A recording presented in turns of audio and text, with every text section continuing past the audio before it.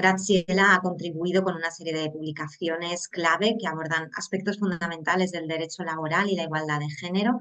Queremos mencionar hoy algunas en particular: los derechos de comunicación de los representantes de los trabajadores, nuevas dimensiones a la luz de las TIC del 2020. Otra publicación muy relacionada con el tema que vamos a abordar hoy: la carrera profesional de las mujeres, clasificación y promoción profesional, un análisis a partir de la negociación colectiva en Castilla-La Mancha, de 2022, y también publicaciones sobre los derechos y libertades de trabajadores extranjeros e inmigrantes, del 2021. Graciela, además, como investigadora y como docente, ha participado en un sinfín de iniciativas y de proyectos de investigación internacionales. Bueno, tiene una dilatada trayectoria que incluye un profundo compromiso con la igualdad de género y la justicia laboral. Graciela, muchas gracias por estar aquí hoy. Te doy la palabra. Muchísimas gracias a vosotros por invitarme a formar parte de este ciclo de seminarios y por supuesto por concederme voz, ¿no? En un foro tan distinguido porque la acogida ha sido impresionante, la acogida de este seminario. Por lo tanto, me siento honrada y privilegiada de poder estar hoy aquí con todos vosotros. Eh, Empezamos en este orden, ¿verdad, Ofelia? Empezaría Es yo. correcto. Empiezas tu primera, tienes 20 minutos. De acuerdo, muchísimas gracias. Bien. A continuación me concierne hablar sobre un tema em, quizás poco profundizado, ¿no? En nuestra disciplina, y creo que se merece una mayor atención fundamentalmente porque la discriminación en la clasificación, pero no solo en la clasificación profesional, sino también en la promoción profesional de las mujeres, es una de las causas subyacentes de la inferioridad laboral de las mujeres. Es muy importante señalar que el sexo de las personas constituye uno de los motivos de discriminación más perpetradores de marginación, de una marginación efectiva sobre las mujeres de todos los ámbitos de actuación, ¿no? Tanto del entorno público como del entorno privado. Además, me gustaría reivindicar una idea muy importante, y es que las mujeres han contribuido a importantes cambios evolutivos, cambios morfológicos, y sin embargo no se reconoce esta participación tan importante de las mujeres. Por el contrario, nos encontramos con una invisibilidad de su trabajo, con una relegación constante al ámbito de lo doméstico, al ámbito de lo privado, y en definitiva esta relegación al ámbito del hogar impide un correcto tratamiento jurídico del trabajo de las mujeres. Nos encontramos muy habitualmente con que el trabajo de las mujeres, las tareas que las mujeres vienen desempeñando, son infrarretribuidas, y en muchas ocasiones se les aplican unos estándares valorativos masculinos. Creo que son conocidas las sentencias y los pronunciamientos de nuestros órganos judiciales sobre el peso retributivo que el esfuerzo físico tiene en la cuantificación del salario, ¿no? Y sobre esto tenemos una importante evolución jurisprudencial constitucional. Por lo tanto, es muy importante que demos un tratamiento correcto, adecuado. Es importante que el mercado de trabajo deje de ser tan hermético. Tenemos que empezar a manejar criterios que delimiten los grupos profesionales de una manera transparente. Es importante un cambio, es urgente un cambio en el acantonamiento funcional, la descripción de las tareas y funciones. Es importante el uso del lenguaje sexista. Y es muy importante que centremos nuestra atención en este lenguaje que estamos utilizando en la delimitación de los grupos profesionales, de la delimitación de las tareas. Por lo tanto, es importante observar esas nomenclaturas que en ocasiones denominan los grupos profesionales. Antes de profundizar en este tema, sí que me gustaría abordar la igualdad de trato y de oportunidades entre hombres y mujeres a través de las crisis y de las reformas. Fundamentalmente porque las salidas de estas crisis, de estas tres crisis que tenemos, que tengo retratadas en esta diapositiva, no ha sido una salida igualitaria, no ha sido una salida democrática y creo que es importante también el abordaje de la feminización de la pobreza. Es importante observar cuáles han sido las consecuencias de estas crisis, de estas reformas para el trabajo de las mujeres. En primer lugar, me gustaría hacer una breve parada, básicamente porque el tiempo no nos lo permite, en la crisis económica que empieza en los años 2007-2008 en España, pero también a la crisis de la deuda soberana en la Unión Europea en el año 2010, fundamentalmente porque esto supuso la imposición de las políticas de austeridad por parte de la Unión Europea, también la reducción del gasto público en nuestro país, pero sobre todo ha supuesto la adopción de una macro reforma laboral en el año 2012 que ha implicado la desconstitucionalización del trabajo a través de una doble vía. En primer lugar, a través del abaratamiento del despido, porque se ha actuado sobre el principio de estabilidad en el empleo, pero también a través del debilitamiento de los sindicatos. Recordemos que se confería preferencia aplicativa a los convenios colectivos de empresa sobre los sectoriales. Junto a esto hemos visto otras cuestiones como la devaluación salarial sufrida más sufrida por las mujeres, básicamente porque son ellas las que siempre han ocupado esos contratos precarios peor remunerados. También fórmulas, el uso abusivo de la contratación temporal y muchos otros ingredientes que en definitiva pues, ha supuesto la remercantilización del trabajo y una reforma que se ha decantado por la reafirmación del poder empresarial. Muy importante señalar que en este contexto también se suprimió la referencia a la categoría profesional, haciéndose una remisión al grupo profesional con el objetivo de sortear la supuesta rigidez de la categoría profesional. En el año 2019 asistimos a un cambio de paradigma, volvemos volvemos, o mejor dicho, no, rescatamos la idea de la derogación de esta reforma, tratamos de pensar en cómo paliar todos los efectos y dentro de ese cambio de paradigma pues hay distintos hitos, distintos acontecimientos que van marcando un cambio de rumbo. Y me refiero a la subida del salario mínimo interprofesional, también la derogación del despido por enfermedad, pero muy importante en el tema que nos ocupa es la adopción del Real Decreto 6 de 2019 que incorpora en el artículo 22.3 del Estatuto de los Trabajadores esa mención a que en la definición de los grupos profesionales no se debe de proliferar la discriminación directa o indirecta. Creo que es un artículo fundamental a partir de este momento y sobre todo su conexión con el artículo 28.1 que, como sabemos, se refiere al trabajo, salario de igual salario para un trabajo de igual valor, ¿no? Eh, Sin embargo, ese propósito de derogar la reforma laboral de 2012 se paraliza por la crisis sanitaria, momento en el que, a partir de la declaración del estado de alarma, con fecha 14 de marzo de 2020, el gobierno orienta toda su actuación en torno a la conformación de un escudo social durante la pandemia con varias finalidades, pero principalmente para evitar la destrucción de puestos de trabajo y para articular mecanismos de sustitución de renta, ¿no? Además, se adopta toda una panoplia de prestaciones en el seno de la seguridad social y ahí es cuando realmente constatamos todas las deficiencias, todas las carencias que nuestro sistema de seguridad social arrastraba como consecuencia de esas políticas de austeridad.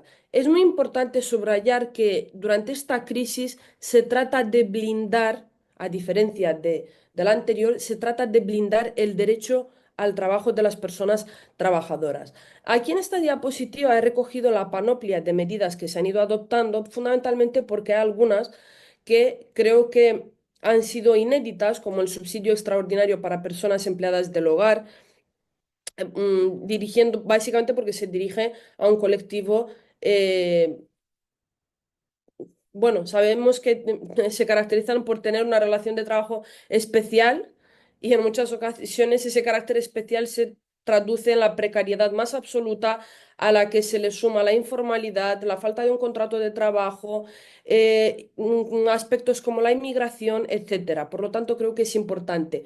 Mm, Intencionadamente he incorporado en esta diapositiva el ingreso mínimo vital.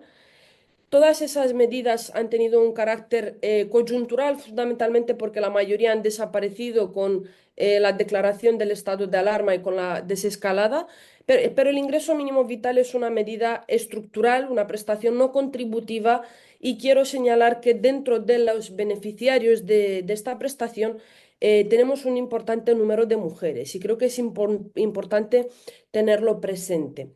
Ese cambio de rumbo, ese cambio de paradigma al que me refería, viene acompañado de la adopción de un importante elenco de instrumentos normativos orientados a la consecución de la igualdad en el seno de las relaciones de trabajo. Tenemos ahí el Real Decreto 901 sobre planes de igualdad, el Real Decreto sobre igualdad retributiva, la reforma de 2021, el Real Decreto 32/2021, la Ley 15 de 2022, integral para la igualdad de trato y no discriminación, y otras normas que yo incluyo y que tienen una perspectiva de género bastante pronunciada. Em, Llegamos a la tercera reforma, que es la reforma laboral de 2021. El Real Decreto 32 de 2021 es el resultado de un arduo proceso de negociación entre los interlocutores sociales. Yo siempre reivindico el ADN democrático de este Real Decreto fundamentalmente porque es un instrumento normativo consensuado por los actores sociales. Además, era un requisito necesario para la activación sin escollos de los recursos destinados a España en el marco del Plan de Recuperación, Transformación y Resiliencia de la Unión Europea. Pero quiero que veamos cómo en el componente 23, titulado Nuevas políticas públicas para un mercado de trabajo dinámico, resiliente e inclusivo, se señala que el mercado laboral español arrastra desde hace mucho tiempo desequilibrios que intensifican las brechas, ¿no? Y ahí también se insiste en la brecha de género. Por lo tanto, entendemos que también tiene un espíritu y una vocación igualadora. Respecto a la igualdad, sí que me gustaría señalar e insistir, ¿no?, en la preocupación que las instancias normativas han tenido respecto de la consagración de la igualdad entre hombres y mujeres, ¿no? Tenemos algunos instrumentos normativos que tienen una orientación más genérica, pero hay otros instrumentos que tienen un componente más específico y más orientado al ámbito de las relaciones de trabajo. En primer lugar, me voy a detener un poco al nivel internacional y quiero hacer una mención a las conferencias mundiales sobre la mujer celebradas en México, Copenhague, Nairobi y Pekín, en las que también tienen como objetivo el derecho a la igualdad de oportunidades en el empleo entre hombres y mujeres, ¿no? En lo que se refiere a la Organización Internacional de Trabajo, por supuesto tenemos que hacer una mención al convenio, a la recomendación número 111 sobre la discriminación en el empleo y la ocupación. Otra cita que tenemos que realizar es la referida al convenio número 100, que se refiere a la retribución, convenio que conecta el impacto de los sistemas de clasificación profesional con la igualdad retributiva. En lo que se refiere a Naciones Unidas también tiene una convención muy destacada, que es la muy conocida Convención sobre Eliminación de todas las formas de discriminación contra la mujer, que igualmente se refiere a la discriminación contra la mujer en la esfera del empleo, ¿no? Observamos, por lo tanto, cómo vamos un poco desde lo general a lo particular y cómo esa preocupación por el ámbito concreto de las relaciones de trabajo va evolucionando. Por supuesto, tenemos que mencionar la importancia de la Agenda 2030, ¿no? La Agenda 2030 trata de atender estas nuevas realidades a las que estamos asistiendo, sobre todo por obras de la digitalización, y trata de revitalizar el contrato social universal. En el marco de sus objetivos de desarrollo sostenible hay varios que se conectan de manera íntima con el tema del que nos estamos ocupando a lo largo de esta tarde. Tenemos el ODS número 1, relativo al fin de la pobreza, el ODS número 5, igualdad de género, y, por supuesto, otra mención tiene que ser al ODS número 8, relativo al trabajo decente para todos. En lo que se refiere a la Unión Europea, es muy importante subrayar que uno de sus principios fundacionales es precisamente la igualdad. Y aquí, bueno, pues tenemos que hacer referencia tanto al derecho derivado como al derecho originario de la Unión Europea, pero no solo, básicamente porque la jurisprudencia del Tribunal de Justicia de la Unión Europea también ha tenido un papel preponderante en la consolidación de la igualdad en el ámbito europeo y también algunas otras políticas, como la Estrategia Europea para avanzar en la igualdad. En esta diapositiva, por supuesto, tenía que reflejar, como no podía ser de otra manera, el artículo 157 del Tratado de Funcionamiento de la Unión Europea, que se refiere a la igualdad retributiva, pero también a las medidas de acción positiva.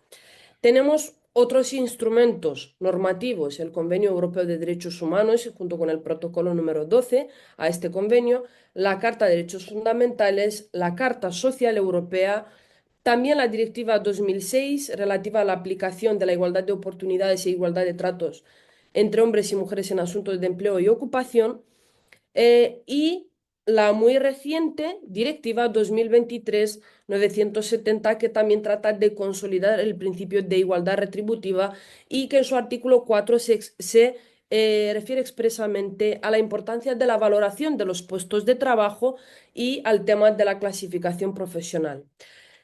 En lo relativo a la jurisprudencia, hay varios casos muy conocidos como Defrené, Calanque, Marshall, Badek, Abramson, son tan solo unos ejemplos que han dado al Tribunal de Justicia la oportunidad de pronunciarse sobre el principio de igualdad. También he querido señalar dentro de esta diapositiva la Estrategia para la Igualdad de Género 2020-2025.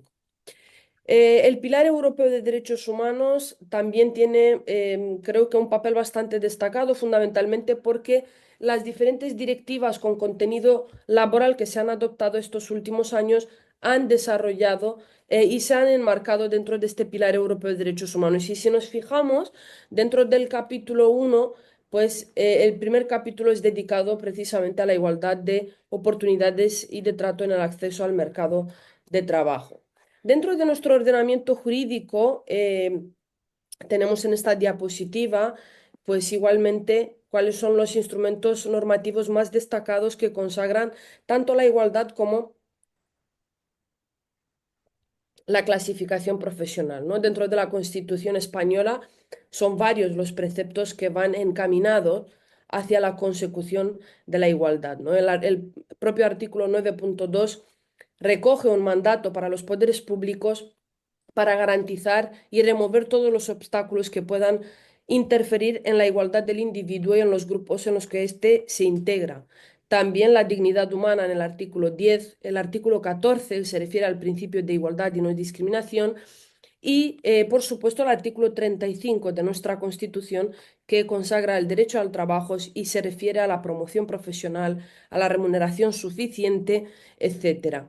El Estatuto de los Trabajadores, por supuesto, como no podía ser de otra manera, más allá del artículo 22, al que ya hemos hecho referencia, tiene varios preceptos que consagran tanto la igualdad como la extensión de estos aspectos como el tema salarial, la clasificación profesional, la promoción, etcétera. La Ley Orgánica 3 de 2007 también tiene varias referencias al tema que nos ocupa, desde el artículo 5, que se refiere a la igualdad en el acceso al empleo, a la promoción, etcétera, como al contenido de los planes de igualdad que constituyen otra herramienta fundamental para avanzar en este sentido, ¿no?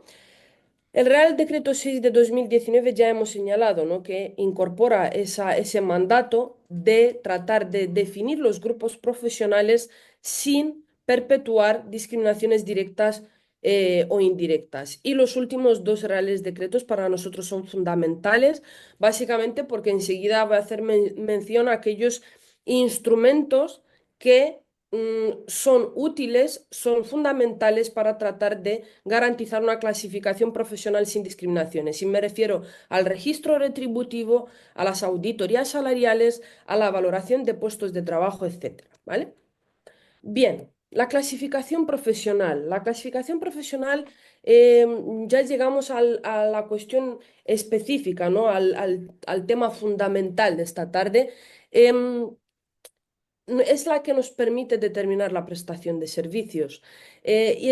Además nos permite conocer la estructura técnica y organizativa de la empresa. Pero es muy importante, como decíamos, que esta clasificación nos descanse en criterios herméticos, fundamentalmente porque si nos fijamos si nos fijamos en nuestro mercado de trabajo, la pirámide ocupacional se contrae cuando la mujer trata de avanzar en puestos de trabajo. Tenemos que acabar con la división sexual del trabajo, tenemos que acabar con la segregación horizontal y vertical, etcétera.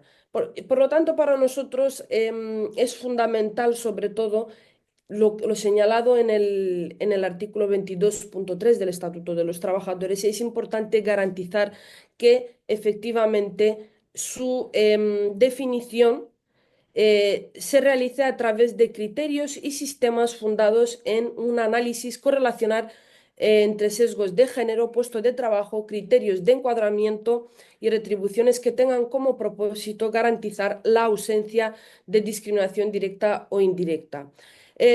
Un poco para las personas que nos están viendo desde fuera de España, un poco con fines pedagógicos, he tratado a través de esta diapositiva de distinguir entre la clasificación profesional objetiva y la subjetiva de la persona trabajadora.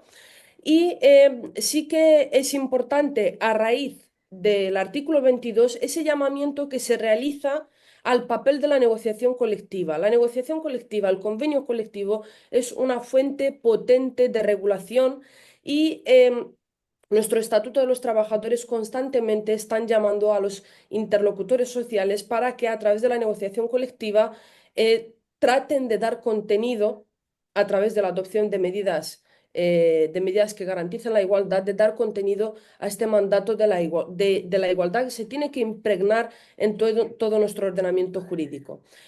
Sin embargo, sí que es importante subrayar que algunos de los convenios colectivos con los que contamos en la actualidad tienen un carácter bastante genérico, y es precisamente lo que tenemos que evitar. Básicamente porque dentro de esta diapositiva los primeros tres convenios colectivos que tenéis retratados contienen unos mandatos muy genéricos que consagran la igualdad, quizás igual que ya lo ha hecho el resto del ordenamiento jurídico. El convenio colectivo tiene que defender a lo particular, ¿no? Tiene que establecer medidas específicas que traten de combatir las posibles discriminaciones con las que nos podamos encontrar en la clasificación profesional. Em, otros convenios colectivos ya no contemplan la igualdad en términos tan genéricos, sino que ya se inciden en la igualdad de trato y de oportunidades, ¿no? Hay otros convenios colectivos que, bueno, vemos como el de Mercadona, que desciende un poco a cuestiones más concretas como la violencia, el plan de igualdad, es decir, que conecta la igualdad con otros aspectos, con otros instrumentos que que podrían garantizar la igualdad. Em, Aquí tenemos una pequeña muestra, ¿no?, del carácter genérico de algunas cláusulas convencionales que, como decimos, de lo que tienen que huir precisamente es de ese carácter genérico, buscando la especificidad, atendiendo a las características del sector, de la empresa, del ámbito funcional o territorial en el que se encuentre. Eh, un- una cláusula que creo que es bastante interesante es la contenida en el Convenio Colectivo General de Centros y, y Servicios de Atención a Personas con Discapacidad, que vemos que ya incide específicamente en la igualdad de la clasificación y promoción profesional, ¿de acuerdo? Por lo tanto, ya la cuestión es dejar un poco esas cláusulas tan genéricas que en verdad no avanzan y no proponen absolutamente nada y tratar de descender a lo concreto y a lo específico. Disculpad. Vale. Otra cuestión que me había propuesto a lo largo de esta tarde, va a intentar ser breve, es traeros un poco Te quedan cinco algunas minutos, Graciela, ¿vale? ¿Cuántos? Cinco minutitos, Venga, ¿vale? muchísimas gracias, Ofelia, gracias. En estas siguientes diapositivas os he puesto algunos ejemplos jurisprudenciales eh, sobre el tratamiento en sede jurisprudencial, como decíamos, de, el esfuerzo físico. El tratamiento del esfuerzo físico. Y vemos cuál ha sido la tónica con la que el Tribunal de Justicia de la Unión Europea ha abordado esta cuestión, ¿de acuerdo? Y también un poco cómo ha asumido nuestro Tribunal Constitucional esas diferencias salariales existentes entre colectivos como los peones y las limpiadoras en base al mayor esfuerzo físico, ¿no? Y sobre todo poniendo de relieve que es un argumento que carece de justificación objetiva y razonable y que por lo tanto es discriminatorio. ¿De acuerdo? Vemos que un poco he intentado ir de manera cronológica y mostrar un poco cuál ha sido el recorrido.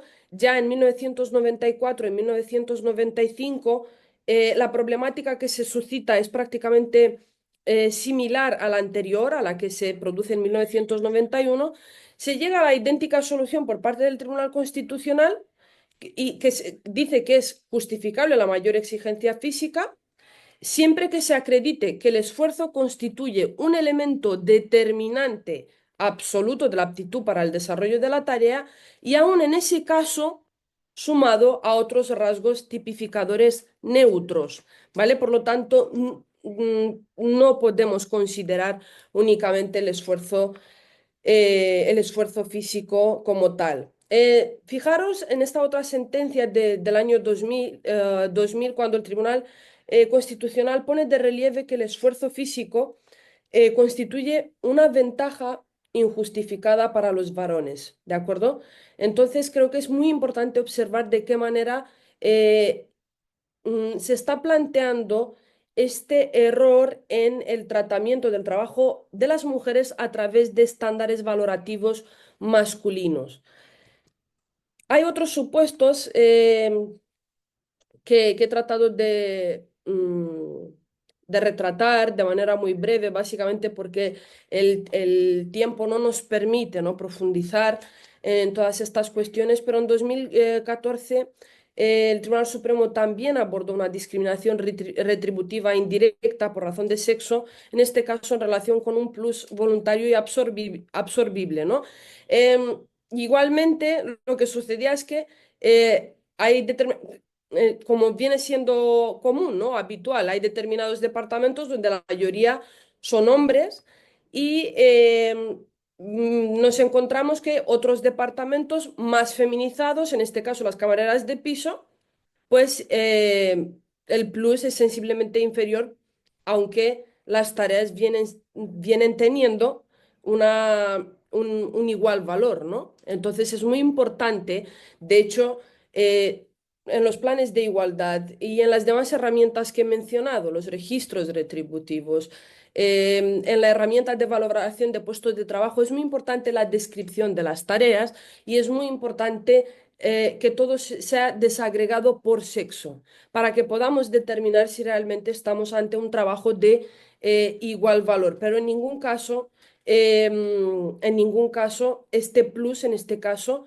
era justificable de manera objetiva y razonable, ¿no? Y con razón el Tribunal Supremo entiende que hay una discriminación retributiva indirecta por razón de sexo. Y por otro lado, bueno, igualmente, con una equivocada, bueno, un poco jugando con esa denominación capciosa de grupos profesionales, pues se vuelve a dar otra discriminación retributiva, en este caso entre dos categorías profesionales, peón y peón equivalente. En esta ocasión, ante el Tribunal Superior de Justicia de Canarias, es una sentencia de 2021 y observamos pues que en realidad aquí una vez más se da un desempeño de trabajos de igual valor. Y las últimas dos sentencias también en suplicación, pues vienen un poco a situarse en la misma tónica que la anterior del Tribunal Superior de Justicia de Canarias. Y lo voy a dejar aquí porque me he traído más diapositivas. Siempre pienso que me va a dar tiempo a más cosas, pero voy a dejarlo aquí. Vamos a dejar que en el espacio de debate pues sigamos avanzando. Muchísimas gracias. Muchísimas gracias a ti, Graciela. Me uno de verdad a las felicitaciones del público en las preguntas, por la claridad en la exposición, por ese repaso a las reformas laborales en España con perspectiva de género, que también ha sido muy apreciado por algunas personas del público. De hecho, están pidiendo si es posible Muchísimas que gracias. compartas tu presentación por el Sí, sí, enfoque, por sí, la claro que sí, claro que sí. y sí, como dices, pues dejamos el debate, ¿no? Para después con el público, donde tenéis ocasión otra vez de intervenir. Y ahora voy a presentar a la segunda de nuestras ponentes esta tarde, Begoña Marugán Pintos. Begoña, pues ofrece, ahí está conectada, un perfil muy consolidado de una carrera en sociología y en políticas de género.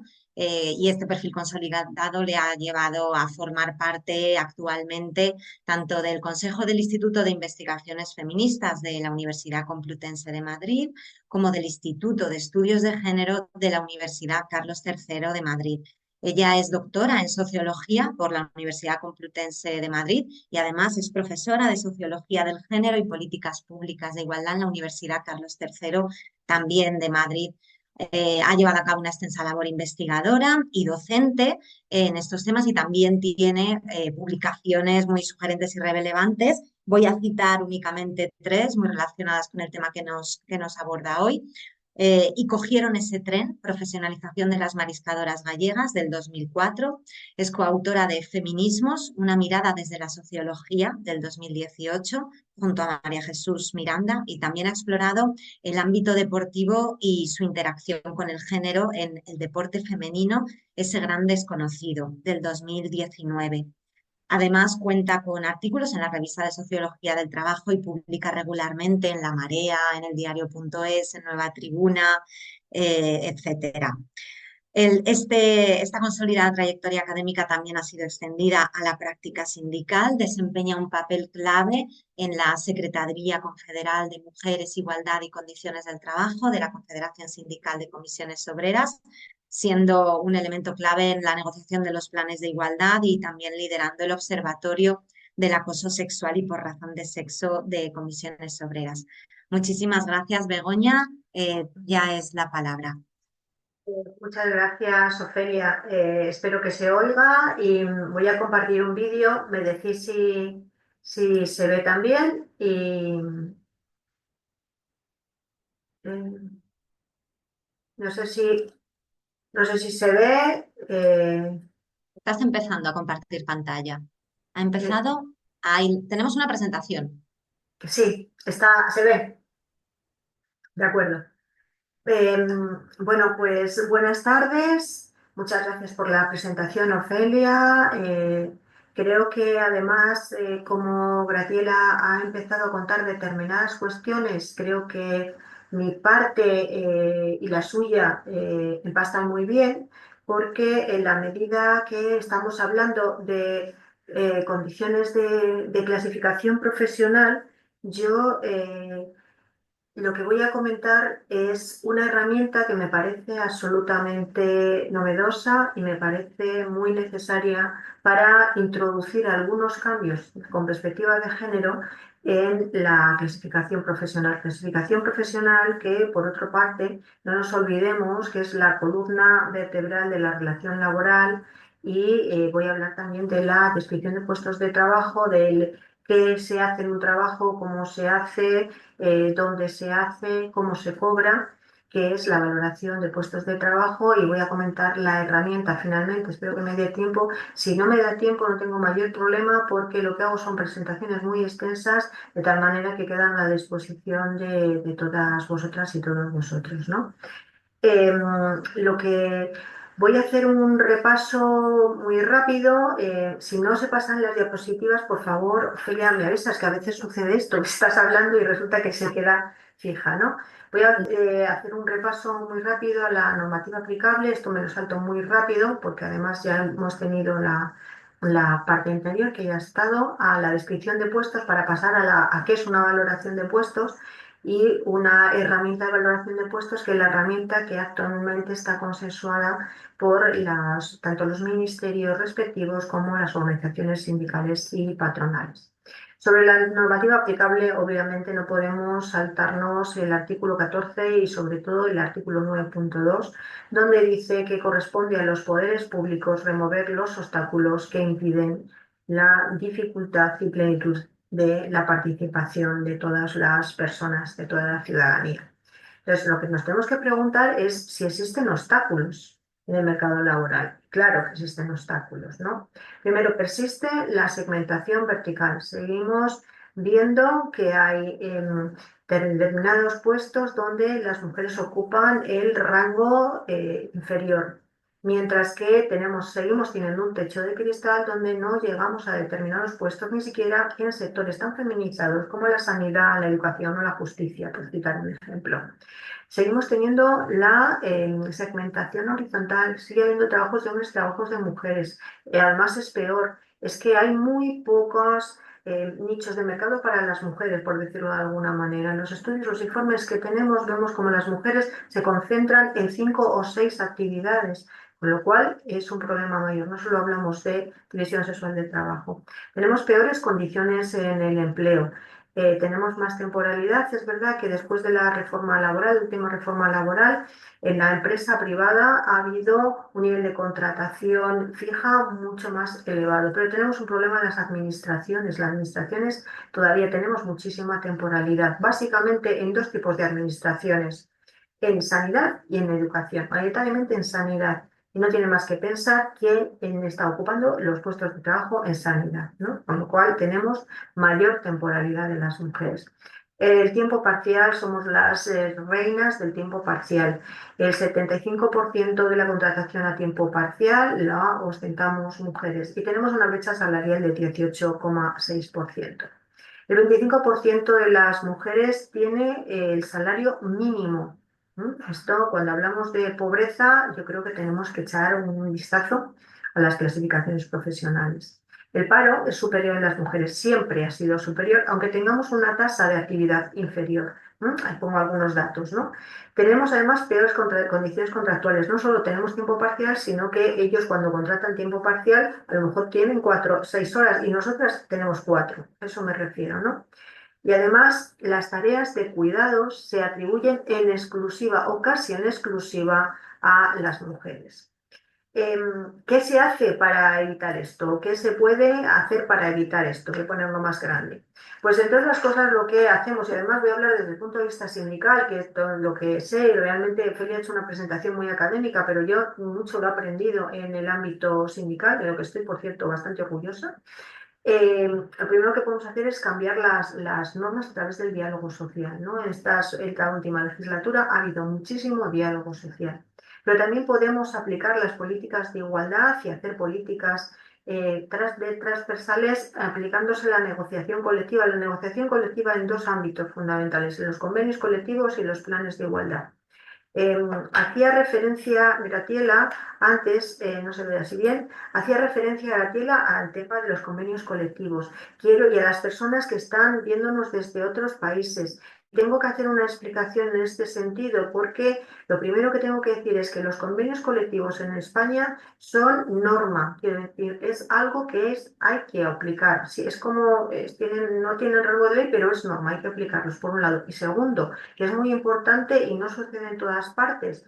En España, cuando se negocia un convenio colectivo, ese convenio colectivo es de aplicación a todo el personal de ese sector o de esa empresa. Si el convenio es del sector, se le aplica a todo el sector, se le aplica a toda su empresa. Da lo mismo que estén afiliados, que no estén afiliados, quiero decir, digamos que es una política sindical extensiva y global que se aplica a toda la clase trabajadora, ¿no? No puedo hablar de convenios, creo que no es conveniente que hable de convenios, han citado algunos convenios que me parecen muy interesantes, pero sí me parece interesante citar el último ANC, el último acuerdo interconfederal para la negociación colectiva. ¿Por qué? Porque es un suelo de mínimos, de elementos mínimos que tienen que respetar todas las mesas de negociación que vayan a negociar su convenio y que tiene una aplicación hasta el año 2025. Esto se pacta entre las organizaciones sindicales y las organizaciones empresariales.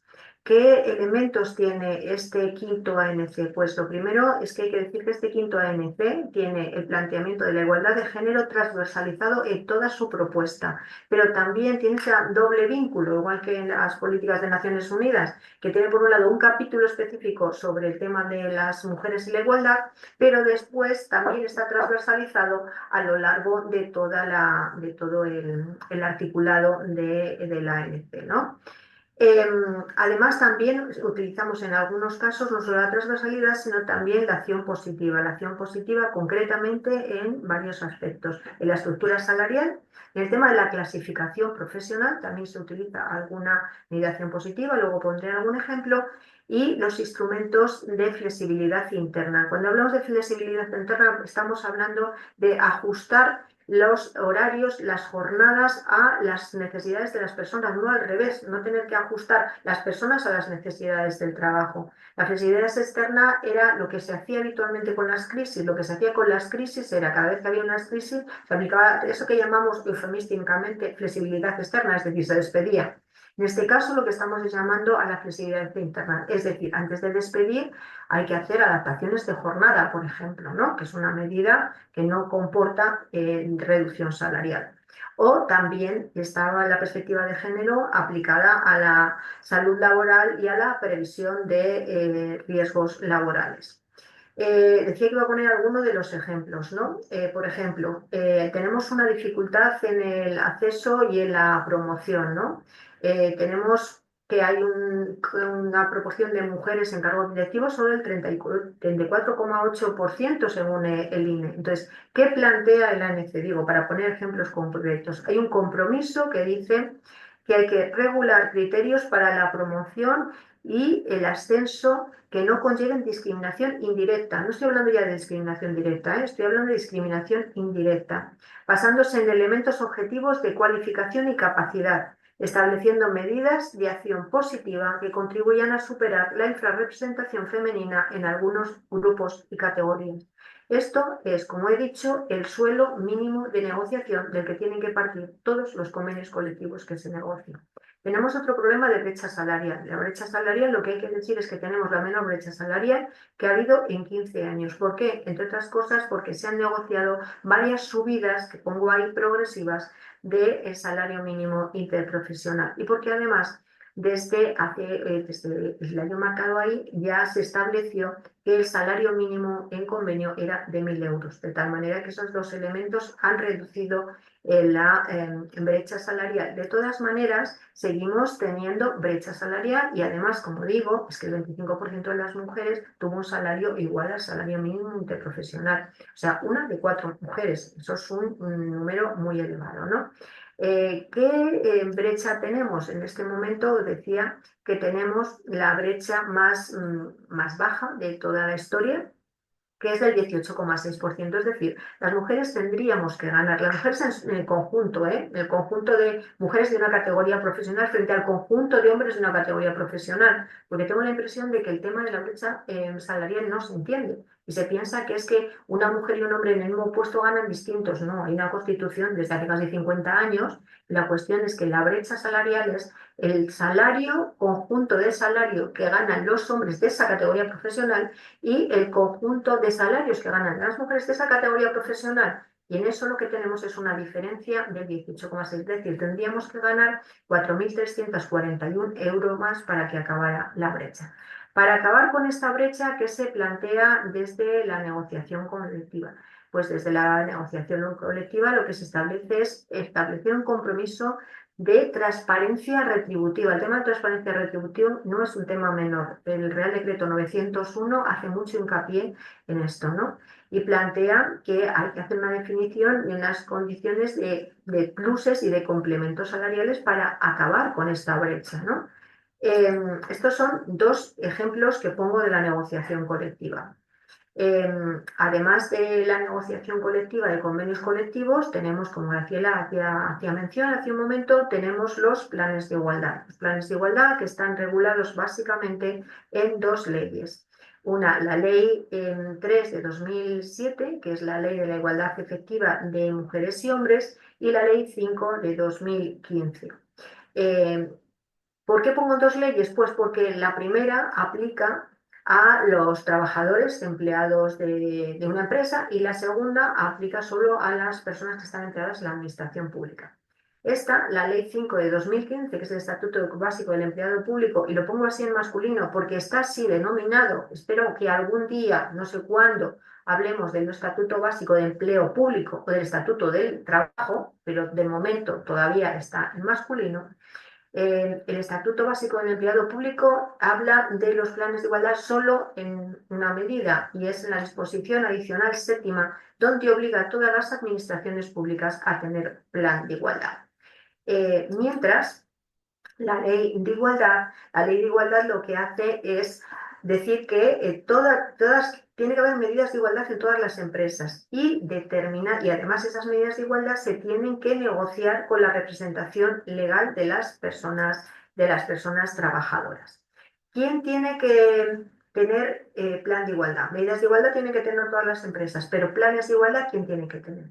Pues tienen que tener planes de igualdad aquellas empresas que tienen 50, a partir de 50 personas en plantilla, las empresas están obligadas a tener un plan de igualdad. También están obligadas aquellas empresas que, por ejemplo, tienen 47, pero no han firmado su convenio colectivo. Si en su convenio colectivo han firmado que tienen que tener plan de igualdad, tienen que tener. Y aquellas otras que, por inspección de trabajo, han sido sancionadas por la autoridad laboral, obviamente, a tener medidas y planes de igualdad. En esos tres casos es obligatorio tener plan de igualdad. La ley de igualdad es un adelanto importante, sin embargo, la ley de igualdad dejaba muchas lagunas en el 2007. ¿Por qué dejaba lagunas? Pues decía que había que hacer el plan de igualdad y decía qué empresas tenían que tener, pero no decía ni cuándo, ni cómo, ni de qué manera, ¿no? Solo que había que negociarlo con la representación sindical. Pero vino el Real Decreto Ley 6 de 2019, de medidas urgentes para la garantía de la igualdad de trato y oportunidades entre hombres y mujeres en el empleo.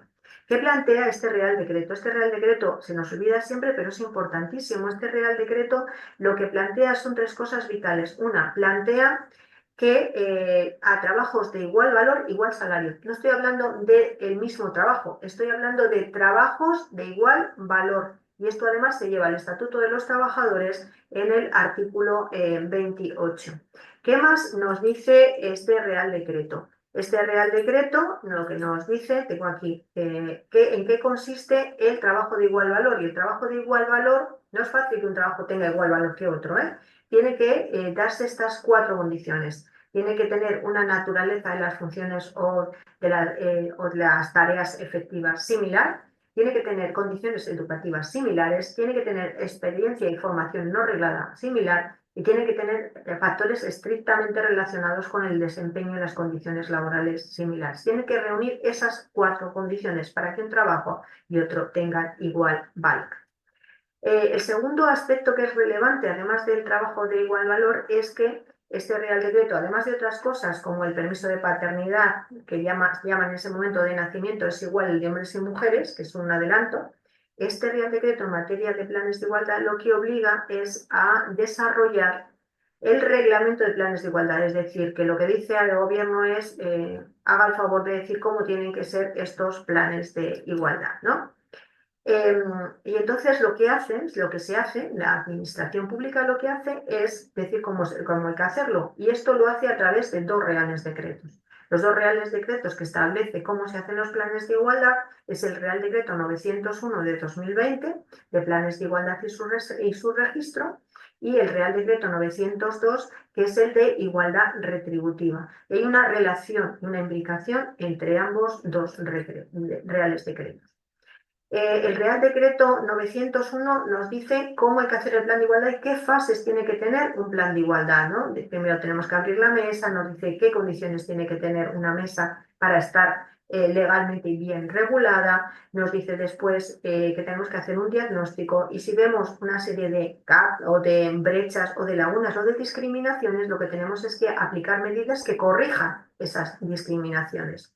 Una vez que introducimos medidas, las acordamos en una mesa de negociación donde están los representantes de la empresa, los representantes del sindicato y la clase trabajadora. Lo que se hace es registrar. Es muy importante que se registre, pero además es que además de registrarlo, un plan de igualdad implica que negocias una comisión de seguimiento y evaluación. Es decir, mientras el plan de igualdad está en vigor, hay una mesa que está vigilando que se está cumpliendo, que está motivando que se cumpla y que está estando ahí vigilante para que el plan de igualdad no sea solo un papel mojado. ¿Qué tiene que tener el diagnóstico? Pues el diagnóstico tiene que hacer referencia al menos a todas estas materias. Dice al menos el Real Decreto: el proceso de selección y contratación, la clasificación profesional, la formación, la promoción. Esto es muy importante, la promoción. Las condiciones de trabajo, y aquí es donde están relacionados el Real Decreto 901 y 902, porque aquí es donde está apelando a la igualdad salarial en esas condiciones de trabajo. Habla del ejercicio corresponsable. Esto es importante, ya no hablamos de conciliación, ya hablamos de corresponsabilidad y ejercicio corresponsable de todos los agentes que están implicados en los cuidados. Habla de la infrarrepresentación femenina, de las retribuciones y de la prevención del acoso sexual y el acoso por razón de sexo. A todas estas materias, desde nuestros sindicatos de comisiones obreras, animamos a las negociadoras y negociadores a que además metan otro capítulo, uno sobre violencia de género, porque nos parece importante proteger a las mujeres que sufren esta violencia también desde las empresas, y otro sobre prevención de riesgos laborales, que aunque no lo dice el Real Decreto, nos parece que es vital para la salud de las trabajadoras y los trabajadores. ¿Dónde se conectan? Decía, 901 y 902 se conectan ahí en este epígrafo, que me equivoco, que hace referencia a las condiciones de trabajo. Y para evitar la brecha salarial, lo que hace es meter una serie de artículos. Pongo aquí los artículos y los voy a pasar rápidamente. El artículo 4, por ejemplo, que hace referencia a la igual retribución para trabajos de igual valor, lo que obliga es al empresario. El empresario está obligado a pagar una prestación de trabajo de igual valor con la misma retribución, tanto salarial como extrasalarial. Con lo cual ya digamos que los empresarios tienen una obligación. La segunda es, podrán ser relevantes, entre otros factores, para valorar qué valor tiene ese trabajo. Decía Graciela, hay sentencias que dicen que el tema de lo físico, es una cuestión que ya está muy pasada. ¿Qué nos dice este Real Decreto que tenemos que tener en cuenta para valorar el trabajo? Dice que tenemos que tener en cuenta la penosidad y la dificultad, las posturas forzadas, los movimientos repetitivos, la destreza y la minuciosidad, esto que no se nos ha valorado nunca. En realidad lo que está diciendo este Real Decreto es: páguese una serie de habilidades y capacidades, por cierto, que hemos tenido siempre las mujeres, que hemos ejercido, pero que nunca nos han pagado. En realidad lo que está diciendo este Real Decreto es eso. Hombre, no lo dice así, tan claro como yo, pero en realidad es esto, porque la destreza y la minuciosidad es una cualidad muy femenina, ¿no? El tema del aislamiento: si tienes que hacer un trabajo y estás aislado, eso es muy penoso, eso que se valore, ¿no? La responsabilidad, pero no solo una responsabilidad de que tengas personas a tu cargo, sino también la responsabilidad económica, por ejemplo, ¿no? Puedes hundir a una empresa o puedes llevártelo, entonces quedas despedido. La polivalencia, esto de que las mujeres hacemos varias cosas a la vez, sí, claro, no nos queda otro remedio. pero ya que lo hacemos, que nos lo paguen, ¿nos parece? Las habilidades sociales. No se trata solo de orden y mando. Las habilidades sociales son fundamentales y las habilidades de cuidado. O es que no hay que retribuir todo ese trabajo y todo ese esfuerzo que hicieron, por ejemplo, las enfermeras en pandemia o las cuidadoras de residencias de ancianos que veían día tras día cómo se les estaba muriendo la gente. Que esto tiene un valor, tiene un coste emocional para las personas que lo ejercen, ¿no? La capacidad de resolución de conflictos o la capacidad de organización. Como veis, hay un cambio sustancial en la valoración de condiciones de trabajo porque tiene mirada y perspectiva de género. ¿Cuándo una valoración de puestos de trabajo se hace correctamente? Pues el Real Decreto lo que nos dice es que tiene que ser adecuada, es decir, que tenemos que valorar aquello que realmente se hace y estar en consonancia con las obligaciones del puesto. Tiene que valorarse todo el conjunto de tareas que tiene un puesto de trabajo, todo, no las más relevantes, que a veces utilizamos esta especie de el efecto halo, ¿no? La idea, la tarea principal no, la tarea principal, las secundarias y otras que se hacen de vez en cuando. Y luego una cuestión que a mí me gusta muchísimo, porque es mentira, pero vamos, básicamente, la objetividad. ¿Por qué? Porque dice que tenemos que tener mecanismos claros que identifiquen los factores sin estereotipos de género. Y digo que es mentira por una cuestión fundamental. Y es porque quien sabe de estereotipos de género sabe que los estereotipos de género se cronifican a los 5 años y que es muy difícil acabar con ellos. Entonces va a ser muy difícil que por lo menos en estas primeras valoraciones de puestos de trabajo hagamos valoraciones de puestos de trabajo objetivas que se entienda cómo acabar con los estereotipos. Creo que en este Real Decreto ha habido un error y han cogido el concepto que tiene la OIT cuando habla de la objetividad. Han copiado bastantes cosas en esta valoración de puestos de los mecanismos de la OIT. ¿Pero qué entiende la OIT por objetividad? Por objetividad no dice que no tenga estereotipos, porque como digo, es ideal acabar con ellos. Su programa fundamental es cómo acabamos con ellos, ¿no? La OIT cuando habla de objetividad lo que está hablando es que el mismo mecanismo de evaluación sirva para todos los puestos de trabajo de una empresa. Eso es cuando habla de objetividad, así entendido. Pero en este Real Decreto lo dicen de otra manera. Pero bueno, quiero comentar eso porque me parece que puede ser una cuestión interesante. ¿Quién lo tiene que hacer? ¿Quién tiene que hacer una serie de esfuerzos y estudios para llegar a acabar con esa brecha de salarios entre hombres y mujeres? Lo tienen que hacer todas las empresas. ¿Y qué tienen que hacer? Un registro salarial.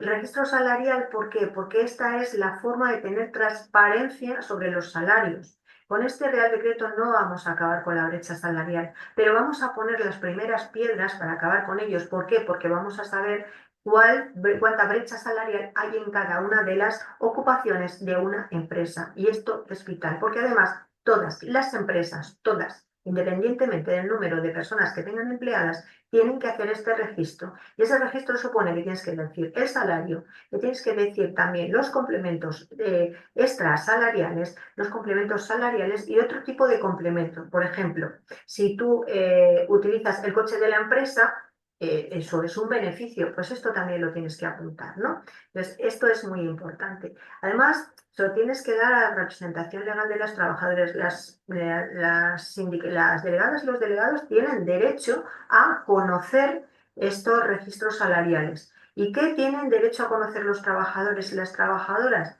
Los trabajadores y las trabajadoras tienen derecho a conocer la brecha salarial. No tienen derecho a conocer todo el registro, pero sí la brecha salarial, que también me parece un elemento importante. ¿Qué pasa con esta valoración de puestos de trabajo? Me pueden decir, bueno, pues esta valoración de puestos de trabajo que se va a hacer en los planes de igualdad no va a tener ningún efecto si luego no se lleva a los convenios colectivos. Ya, pero es que lo que nos dice el Real Decreto en el artículo 9 es que la valoración de los puestos de trabajo que se haga aquí se tiene que llevar a los convenios colectivos. Hay ya una relación entre ambas negociaciones colectivas, porque si no lo que va a suceder es que vamos a tener negociaciones paralelas y además se va a instaurar también la brecha de género, es decir, las mujeres vamos a estar negociando planes de igualdad y los hombres van a estar negociando convenios colectivos. Y creo que volveríamos nuevamente a reproducir la lógica de la división sexual del trabajo y que no solo no sería beneficioso, sino que sería bastante catastrófico, porque tenemos mejores instrumentos y herramientas que nunca para combatirlo. No sé cómo voy de tiempo, Ofelia, tú me vas diciendo. Te quedan 10 minutitos, te voy a dar, Perfecto, 7. vale. Entonces voy un poquito rápido. Decía, esta sería la primera parte, la segunda sería esto, la descripción de puestos. ¿Por qué hablo de descripción de puestos? Porque creo que la valoración de puestos de trabajo no se entiende muy bien si antes no se explica qué es esto de la descripción de puestos de trabajo. La descripción de puestos de trabajo no es ni más ni menos, decía antes de una forma introductoria, que decir qué se hace en un puesto, por qué se hace, cómo se hace, dónde se hace y qué herramientas o qué maquinaria se utiliza, ¿no? Entonces, ahí tenemos que decir un mínimo, tenemos que decir, estos son, digamos que los mínimos que aparecen en las ofertas de puestos de trabajo suelen poner esto, ¿no? ¿Qué formación se exige? ¿Qué experiencia y qué habilidades y qué competencias? Esto, digamos que es lo que tienen que tener. Todas las empresas tendrían que tener una clasificación y una descripción de puestos de trabajo, pero también digo, creo que no todas lo tienen, honestamente, ¿no? Es importante esto de la descripción de puestos de trabajo, pues es muy importante, porque el análisis, la descripción y la especificación lo que nos va a determinar son una serie de cuestiones como la necesidad, la formación que requiere, digamos después cuánto nos van a retribuir, qué desarrollo vamos a tener en el desempeño, y esto nos va a ponderar un sistema de recompensas económicas en retribuciones, ¿no? De una forma mucho más sintética y mucho más clara, digo que el puesto de trabajo, la descripción de puestos de trabajo es la base de todo esto. Por eso decía que era la columna vertebral del sistema, de tu sistema, de tus retribuciones, de tu salario, porque está afectando a la selección de personal. Decía, te dicen en las ofertas qué formación tienes que tener, qué experiencia tienes que tener, qué habilidades, qué competencias. Bueno, está determinando la selección, está determinando la formación que te exigen y la formación que después la empresa te va a dar. Está determinando el salario que vas a recibir. Está determinando también la prevención de riesgos de trabajo que se va a aplicar, es decir, qué medidas preventivas se tienen que tomar. O sea, no puede ser lo mismo para una persona que está en una oficina tranquilamente al calor que quien está, un obrero, una obrera que está en un andamio. En los veranos hace muchísimo calor y los inviernos hace muchísimo frío y que además está en alturas, pues habrá que determinar qué EPIs se utilizan, ¿no? La evaluación de rendimientos, porque luego tenemos que, en función de nuestro trabajo, tenemos que presentar, digamos, un estado de la cuestión de qué hemos hecho, un estado de las cuentas. Oye, esto es lo que he hecho y se nos va a valorar en función de nuestro puesto de trabajo, obviamente. No se le puede valorar lo mismo al director general que a la limpiadora, porque se le exigen menos cosas, ¿no? Y los planes de carrera, ¿no? Hay que tener un desarrollo y un diseño profesional, que por otra parte tampoco siempre se da, desgraciadamente. ¿De dónde sale esta descripción de puesto de trabajo? Pues ha habido muchísimos métodos para hacer esta descripción de puestos, desde la observación directa de qué hay que hacer en un puesto de trabajo hasta cuestionarios entre las plantillas o entre personal experto, entrevista, métodos mixtos, entrevista, cuestionario, pero lo más sencillo y lo que más se utiliza es la ficha de descripción de puesto. He traído aquí un ejemplo de ficha de descripción de puesto, porque yo creo que viendo la ficha nos hacemos mucho mejor una idea de qué es esto del puesto de trabajo, de la descripción de puesto, ¿no? Entonces, hay una primera parte que siempre es identificativa del puesto del que estamos hablando, de en qué unidad está, porque no es lo mismo un puesto de administrativa, por ejemplo, en un servicio de urgencias de un hospital, que un puesto de administrativa en una consultoría o un puesto de administrativa en la universidad. Entonces, hay que poner la unidad, ¿no? ¿Y de dónde depende? Esto, digamos, es descriptivo. Después, ¿qué misión? ¿Qué misión es? ¿Por qué? ¿Por qué hay que tener este puesto? Porque este puesto es importante. ¿Para qué sirve? ¿Tiene una utilidad? ¿Tiene un valor? ¿Añade algo a la empresa? ¿Añade algo? Sí, esto lo tenemos que decir. ¿Cuál es su finalidad? ¿Qué se hace y para qué sirve, ¿no? Analizar un poco el mercado en relación, el qué se hace, lo vemos también, qué pasa, qué se hace en otros puestos similares en otro tipo de empresas, por decirlo de alguna manera. Y dónde y con qué límites desplegamos todas las acciones necesarias para conseguir los resultados que queremos obtener, ¿no? Las funciones sería poner todo y lo único que pongo ahí son verbos de acción. Pues una persona administrativa, recoger las llamadas, recibir al personal, registrar los envíos, bueno, de una administrativa como podría ser cualquier otra, ¿no? Después, una de relaciones externas e internas, ¿no? ¿Con qué puestos se relaciona dentro de la empresa? ¿Con qué puestos se relaciona fuera de la empresa? Porque ahí también hay un rango de responsabilidad importante, ¿no? Y hay una serie de habilidades que tienes que requerir, ¿no? ¿Cuál es la finalidad de esas relaciones? Claro, no es lo mismo un comercial que tiene unas relaciones inmensas con determinadas personas que una administrativa. ¿Cuál es la frecuencia con las que los mantienes? Esto también varía. Luego veremos, si nos da tiempo, el tema de la herramienta, que tiene una serie de gradientes en función de si haces muchas veces las cosas o las haces poco, ¿no? ¿Qué responsabilidades tienes? También habría que ver. ¿Qué exigencias físicas, pero qué exigencias también mentales? O sea, no se trata solo de qué fuerza física tenemos, que ya hay muchas máquinas, la fuerza física no es tan necesaria. Y además, las habilidades mentales, como la serenidad, como la gestión de la información, como la capacidad creativa, como la capacidad de atención, la capacidad de escuchar cada día, son más necesarias. O la capacidad de trabajo en equipo, por ejemplo, es una de las necesidades más grandes en las empresas. Luego ya el perfil del puesto, ¿no? Dos Esta sería minutitos, una Begoña. ficha módulo, ¿no?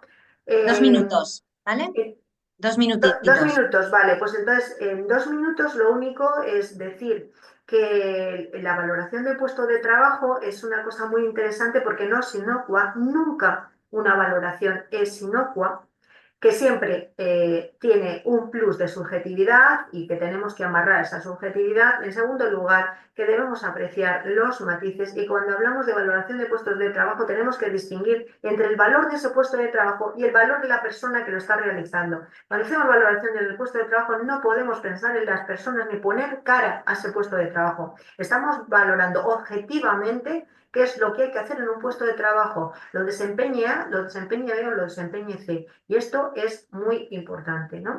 Las personas, a las personas no se les valora, no se les evoluciona, no se les puntúa. Quiero decir, todas tienen un valor incalculable, ¿no?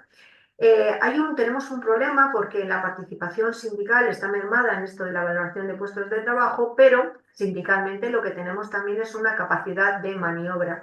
Decía Ramón Gorri que la lucha por la participación sindical en la dirección de la economía y los centros de trabajo es una opción sindical irrenunciable. Quiero decir, el Estatuto de los Trabajadores nos dice que tenemos derecho a estar informados, pero no a cogestionar la empresa. Desde estar informados a cogestionar existe un espacio enorme que significa negociación colectiva, y eso depende, entre otras cosas, del talante de la empresa y de la dirección de la empresa y de las habilidades y capacidades de las personas negociadoras, y es así de sencillo.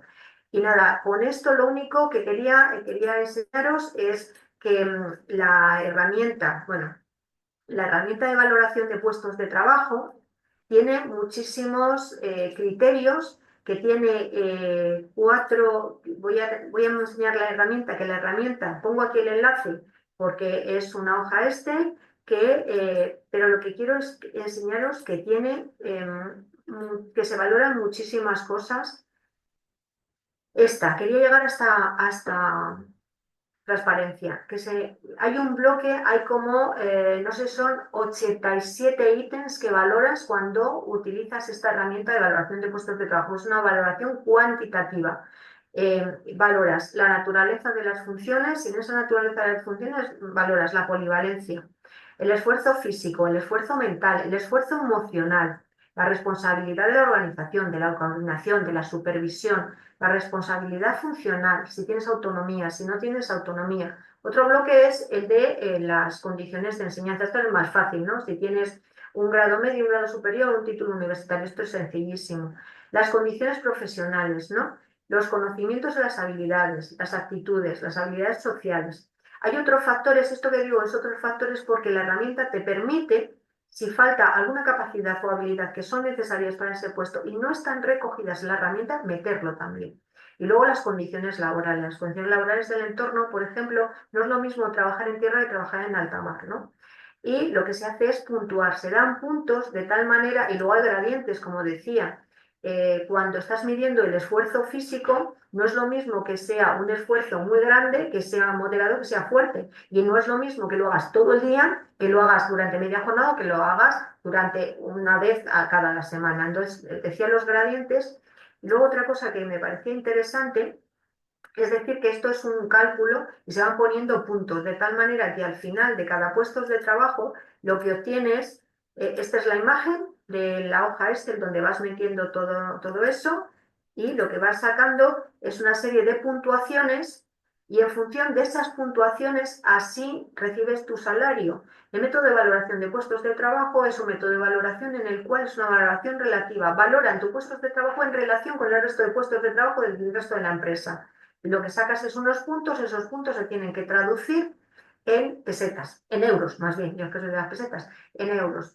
Y que, aviso, una buena valoración de puestos de trabajo, primero, es muy difícil, y segundo, una buena valoración de puestos de trabajo debería cambiar determinadas clasificaciones profesionales por una cuestión fundamental, y es porque con esta herramienta se valora y se introduce perspectiva de género, es decir, trabajos que están muy feminizados y que no se les ha dado el valor que tienen, deberían dárseles ese valor y retribuirse, con lo cual podemos tener un pequeño conflicto, porque las masas salariales son las masas salariales y habrá que ver, pero en cualquier caso creo que esta herramienta y esta lógica es un cambio importante en la mentalidad de la negociación colectiva y que es una buena noticia para todas las mujeres. Lo dejas ahí, Begoña, entiendo, por tu Voy a silencio. intentar dejar de compartir. ¿Has terminado? Sí, sí.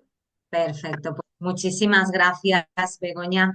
Que bueno, a ambas dos os he dado 10, casi 15 minutos más porque realmente había tiempo, no había muchas preguntas acumuladas y claro, Begoña, lo estabas aterrizando tanto que cómo interrumpirte. Eh, Hemos acumulado un par de preguntas de felicitaciones de nuevo, Begoña. Las mismas se acumulan también para ti por parte de las personas participantes Gracias. que reclaman, que reclaman tu presentación porque contiene información muy útil. Y bueno, pues ciertamente es así. Ya comentaréis si luego las vais a compartir o no, porque es una pregunta repetida del público, ¿vale? Y hay dos preguntas. Una en concreto es para Begoña, que dice si actualmente en los nuevos convenios se están negociando las descripciones de los puestos de trabajo de acuerdo adaptados al Real Decreto 902. Esa es la primera pregunta. Y lo segundo es otra también muy práctica que dice, es importante recordar lo de tratar en el plan de igualdad la violencia de género y salud laboral con perspectiva de género, que lo has mencionado, Begoña. Hay empresas que se niegan a tratar áreas fuera de lo que dice el Real Decreto 901/2020 y se hace difícil la negociación del plan, porque hay que sensibilizar más a la empresa. ¿Por qué no se incluyeron dentro del Real Decreto? Has mencionado que eran grandes ausencias. Preguntan por qué no se incluyeron. Y bueno, el resto ya son felicitaciones, así que como hay esas dos referencias concretas, Begoña, si te da tiempo también a ampliar un poco, tuya es la palabra. Sí, sí, no, que yo siempre hago las cosas muy largas, pero porque las dejo. Quiero decir que la ponencia está ahí, ya sabía yo que no me iba a dar tiempo, es más, me ha dado más tiempo del que pensaba, porque me has dado más tiempo tú, Ofelia, lo que agradezco. Dos cosas. A la primera pregunta, tengo que ser sincera, no. La primera pregunta es, ¿se están negociando los convenios colectivos? En general, no. Luego hay algunas excepciones. Por ejemplo, Graciela ha hablado de algunas cosas interesantes, pero es que son excepciones. Entonces, una de las cosas en las que estamos muy implicadas es en el tema de que la negociación colectiva esté junta, negociación colectiva de planes de igualdad, porque las mujeres sabemos mucho de planes de igualdad y de igualdad, y los hombres saben mucho de negociación colectiva, porque llevan negociando muchos años, entonces tiene que ir junta. Y luego determinadas medidas que negociamos en los planes de igualdad queremos que vayan a convenios, nos parece muy importante, eso por un lado, pero en general no se está haciendo, o sea, ya nos gustaría y estamos hay como martillos, pilones, porque esto es muy importante, porque el problema fundamental es que la gente no sabe lo que es la perspectiva de género. Esto es la raíz de grande. He dicho antes lo de la brecha salarial, me parece que pasa lo mismo con la perspectiva de género. Y además, cada vez me estoy asustando más, cada vez que veo y oigo hablar de perspectiva de género y que solo hablan de mujeres. O sea, quiero decir, la perspectiva de género no es hablar de las mujeres, porque esconde entonces las relaciones de poder y de dominación que hay. Si no hablamos de las relaciones entre mujeres y hombres, que estamos perdidos. Entonces, me preocupa porque creo que se esconde eso. Y a la segunda pregunta, ¿por qué no se introdujeron estos aspectos? Básicamente porque entiendo, yo no estaba en la negociación, la que estuvo fue nuestra secretaria de Acción Sindical, que hizo un trabajo impecable, o sea, Maricruz Vicente, que es una negociadora de quitarse el sombrero. Básicamente entiendo que no se introdujeron por unas razones. Hay una estrategia estatal de prevención de riesgos laborales y entonces puede dar miedo que si se mete cada una de las empresas, meten una cosita, se desvirtúe esa estrategia estatal que tiene unas obligaciones muy señaladas y muy consolidadas. De esto, Ofelia además sabe un montón de tema de riesgos laborales. Y el tema de la violencia de género sucede un poco lo mismo. En el estatuto están introducidos una serie de derechos de las víctimas acreditadas de violencia de género, pero no se introdujeron. Ahora bien, también lo que tengo que decir es lo que he dicho antes. El articulado de la norma lo que dice es al menos estas materias. Lo mismo que, por cierto, decía la Ley de Igualdad en el 2007. Se trabajarán al menos estas materias. Respecto a las materias del 2007 se han ampliado algunas, pero no mucho más. Pero en cualquier caso, el articulado dice al menos. No dice que solo sean esas, con lo cual me parece importante. Y en segundo lugar, en tercer lugar, en las negociaciones de los planes de igualdad estamos metiendo medidas para víctimas de violencia de género. Siempre que podemos sacar algún tipo de contraprestación, por ejemplo, porque el derecho al traslado cuando hay una situación de riesgo está sobre todo en empresas grandes, porque luego tenemos mucha microempresa, y entonces una cosa es el derecho y otra la posibilidad. Pero en empresas grandes lo que hacemos es, si se tiene que trasladar la víctima, que haya 1.500 euros, no sé, algo, porque tiene que hacerle un traslado, tiene que cambiar el niño del colegio, o sea, tiene una serie de gastos. Entonces, que haya una serie de sesiones de terapia o de ayuda psicológica. O sea, digamos que vamos metiendo cositas, igual que en prevención de riesgos laborales o en temas incluso de conciliación y corresponsabilidad, porque a veces lo metemos, aprovechamos los huecos, vamos a decir la verdad, estamos metiendo el tema de las horas necesarias para la asistencia a tratamientos de fertilidad asistida porque tenemos un problema de fertilidad, por cierto, un problema grave de fertilidad masculina. O sea que ya sé que queda un poco mal decirlo, pero es que es cierto. Tenemos una sociedad absolutamente contaminada y bueno, pues es que todos sufrimos los efectos. Entonces, una cosa es que no esté y otra cosa es que no nos matemos por meterlos.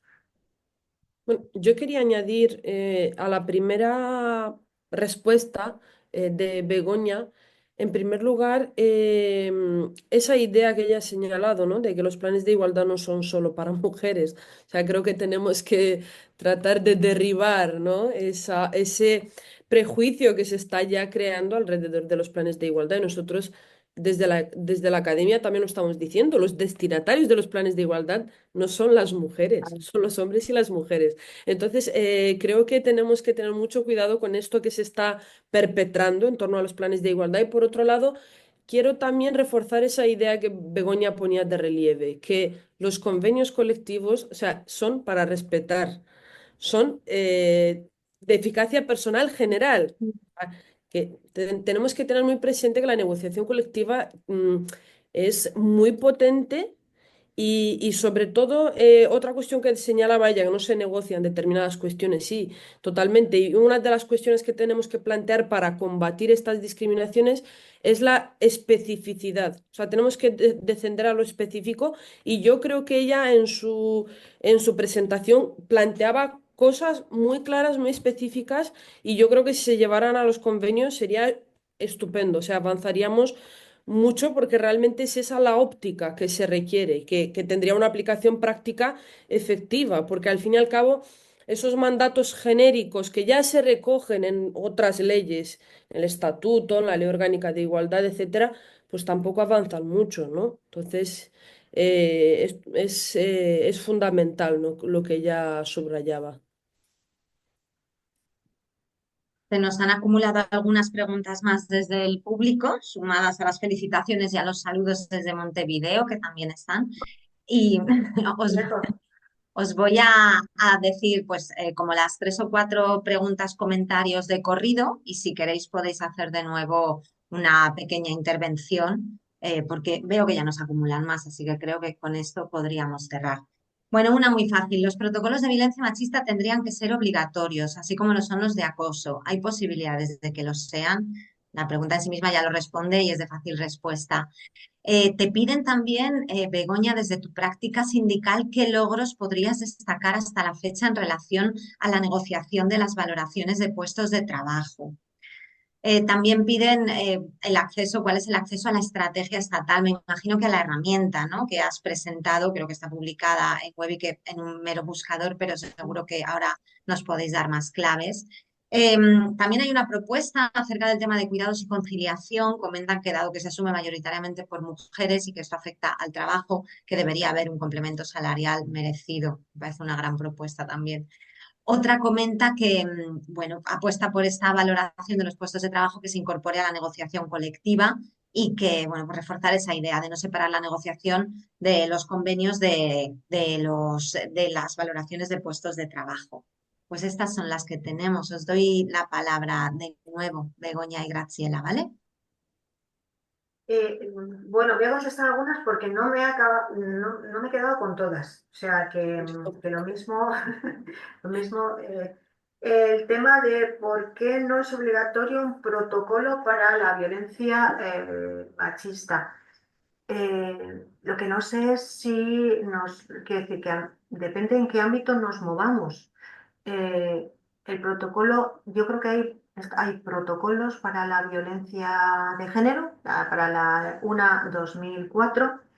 Otra cosa es que los protocolos sean efectivos. Una de las reivindicaciones de las personas que están trabajando en esta materia es dar una vuelta a los protocolos.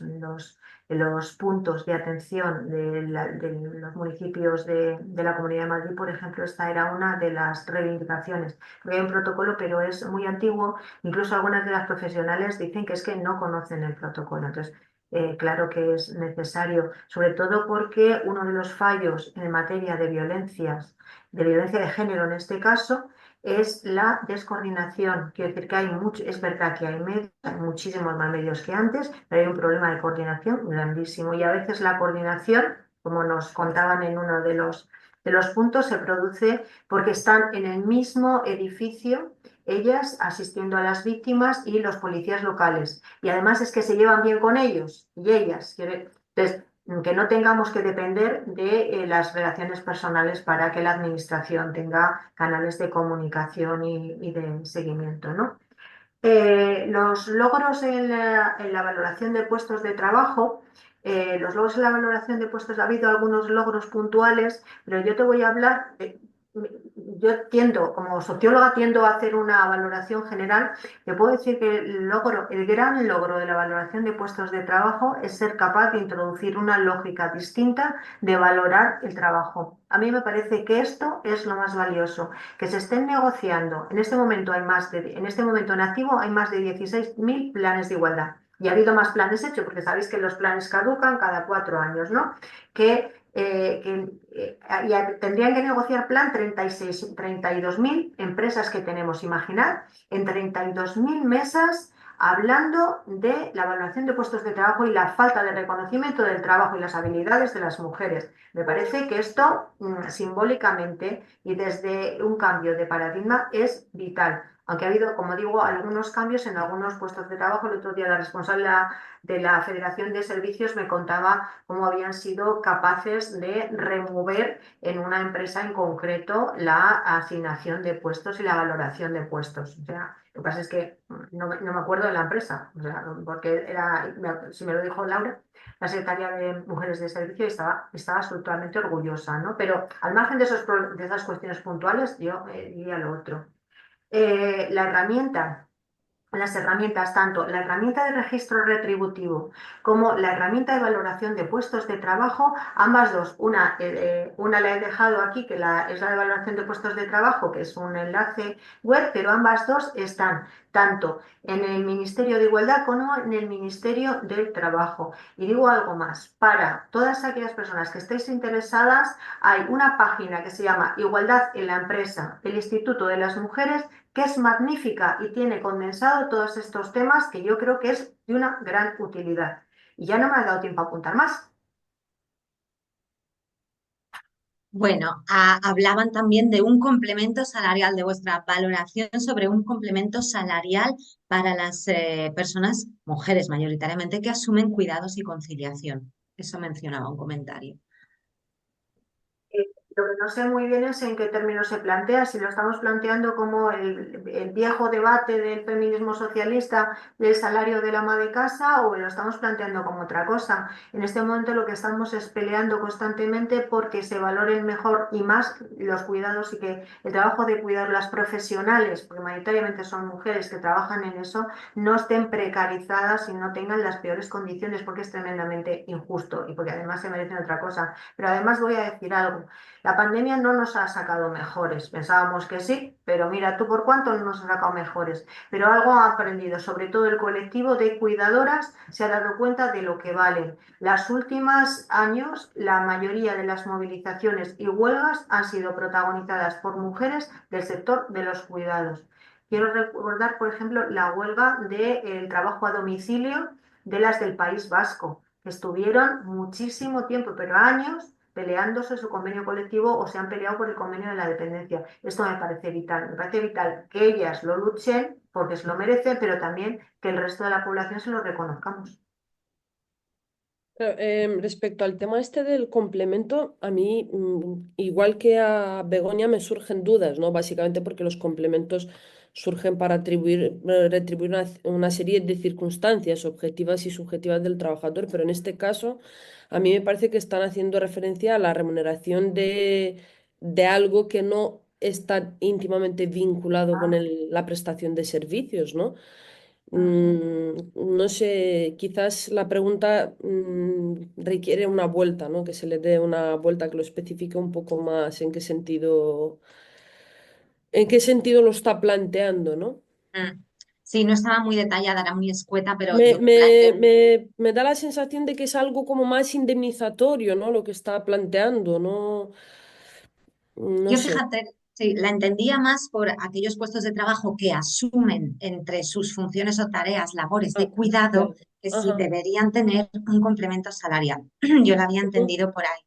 No, yo no creo que las profesionales que tienen trabajos de cuidados tengan que tener complementos por el cuidado. Yo creo que lo que tienen que tener es una valoración correcta de su puesto de trabajo y una valoración además en salario base, no en complementos, porque los complementos son porque se quede una noche o porque por algo excepcional, pero es que ellas lo hacen cotidianamente. Entonces, y eso por un lado. Y por otro, lo que intentamos con el tema del trabajo no pagado, por decirlo de alguna manera, el trabajo de cuidados que hacemos en casa, el trabajo, lo que intentamos es que primero haya más tiempo para ese trabajo de hombres y mujeres y segundo, que haya sobre todo permisos, licencias. Ahora bien, que esos permisos y licencias sean retribuidos, porque lo que hemos constatado es que los permisos, licencias que son retribuidos los cogen los hombres y los que no las mujeres. Entonces, lo que tenemos es que conseguir tiempo, o sea, tiempo para cuidar, para estar cómodas, pero retribuido, porque si no lo que hacemos es precarizar constantemente a las mujeres. Entonces, ahora mismo se ha traspuesto la directiva de corresponsabilidad con el tema de las 8 semanas, ¿no? Para cuidar. Bueno, podría ser una buena noticia. Ya sí, pero es que no son pagadas. Entonces, si no son pagadas, que no se nos dé, porque si no lo que hacemos es, en las mujeres es como a mayores, ¿no? Trabajar todo el día. Y cuando salimos del trabajo vamos corriendo. Y luego, claro, nos accidentamos, obvio. Bueno, yo a colación de lo que está señalando Begoña, mirad, para los que estáis planteando todo esto, la profesora María Luisa Molero Marañón habla mucho sobre los cuidados como un yacimiento de empleo, ¿no? Y además ella distingue entre el trabajo de cuidados profesional y no profesional, porque aquí en España tenemos la ley de dependencia, donde se contemplan esas trabajadoras, esas cuidadoras, mejor dicho, no trabajadoras, cuidadoras no profesionales, y luego también tenemos otro colectivo de trabajadoras que son las empleadas de hogar, las trabajadoras que trabajan en el servicio de ayuda a domicilio, que igualmente si ella lo plantea desde la perspectiva del estatus que tienen de derechos, y cada cual de ellas es más precaria y en una situación de mayor vulnerabilidad laboral que la anterior, ¿no? Es verdad que estas últimas dos categorías ya son reconocidas como trabajadoras, tienen un vínculo laboral contractual reconocido, pero las condiciones laborales son pésimas, ¿no? Ya lo decía Begoña, que bueno, pues ya se están organizando colectivamente, están realizando huelgas precisamente para conseguir una dignificación y una visibilización de la importancia de las tareas que están desarrollando, ¿no? Y fundamentalmente el Estado se tiene que encargar de que esto no siga siendo, o sea, siga dándose a coste cero, básicamente porque forma parte, seguimos relevando a la economía Mm. informal y somos principalmente las mujeres las que tenemos que sostener todo eso, ¿no? Y la pandemia pues nos ha dejado lecciones muy valiosas, pero apoyo a Begoña en el sentido de que no hemos aprendido absolutamente nada, ¿no? Y esto también lo decía de la Cortina, que yo creo que hacía algún alegato en esta dirección, ¿no? De que desafortunadamente no hemos llevado a la práctica muchas de las cosas que hemos aprendido no las hemos mantenido, mejor dicho. Os voy a trasladar las últimas dos preguntas, comentarios, ¿vale? Que nos quedan 10 minutitos todavía hasta cerrar la sesión. La primera es, ¿no sería conveniente incluir en los convenios colectivos las medidas que se consigan en la negociación de planes de igualdad al no tener los planes ultraactividad y los convenios sí? Esa es una pregunta. Y la segunda pregunta es, sobre el protocolo, según establece la Ley 4/2023, también conocida como Ley Trans, ¿es necesario realizar un protocolo o un plan o ambas cosas? Estas son las dos preguntas. Bueno, yo creo que la primera la he contestado cuando decía esto, que estamos intentando articular la negociación colectiva, planes y convenios colectivos y llevar a los convenios colectivos algunas de las medidas, por lo menos más novedosas y rupturistas de los planes de igualdad, porque los planes de igualdad son mucho más modernos, mucho más actuales y mucho más guays, no es porque lo hagamos nosotras, sino porque nos los estamos inventando y los convenios colectivos como que tienen un peso y hay que ir modificando, ¿no? Entonces, sí, completamente de acuerdo, porque quedan ahí cronificados y porque parece, aunque tengan el mismo rango, todavía socialmente parece que lo importante es el convenio colectivo. Entonces, bueno, por un lado, eso por un lado. Tienen Y por otro, objetivos diferentes, ¿verdad, Begoña? Yo creo que sí, no tenemos que distanciar de eso, de cuál es el objetivo del plan de igualdad y qué es lo que es el convenio colectivo como instrumento negocial, al fin y al cabo. Yo creo que... sí. Y luego lo de la ley trans. La ley trans lo que hay es una obligación de hacer protocolos contra la LGTBI-fobia y negociar, introducir medidas antidiscriminatorias en toda la negociación colectiva. O sea, los convenios colectivos tienen, o sea, no puede ser normal que haya determinadas empresas que utilicen medidas o que estén, porque en realidad lo que estamos hablando es ni más ni menos que de derechos humanos. O sea, es que es lo más básico. Ha llegado un momento en el que ya estamos defendiendo lo más básico. Entonces, la negociación colectiva es es el acuerdo que se ha alcanzado. No es tanto de planes de igualdad, porque entre otras cosas, el plan de igualdad, similar al plan de igualdad entre hombres y mujeres, tiene un diagnóstico y no vamos a andar preguntando a la gente con quién se acuesta o se levanta, o sea, entre otras cosas, porque además la ley de protección de datos no lo impide y además no lo vamos a hacer, pero sí vamos a meter medidas para que nadie en su puesto de trabajo, sea de la orientación que sea y de la identidad que sea, esté discriminado. Eso sí, entonces distinguiría entre negociación colectiva de estas medidas y protocolos contra el acoso sexual. perdona, protocolos contra la LGTBI-fobia, iguales y muy similares a los del acoso, por eso se me ha ido la pinza. ¿Mm? ¿Quieres añadir algo, Graciela? No, yo creo que Begoña ha contestado Claro, sobradamente a esta última cuestión. pues nos acaban de salir dos comentarios más y ya voy a cerrar la sesión, si estáis de acuerdo, Jorge y Eva. Y es incidiendo en este tema, ¿no? De los planes LGTBI, empiezan a llamarlos en las preguntas, si se han empezado ya a negociar, dónde se puede encontrar alguna medida concreta negociada. Esas son.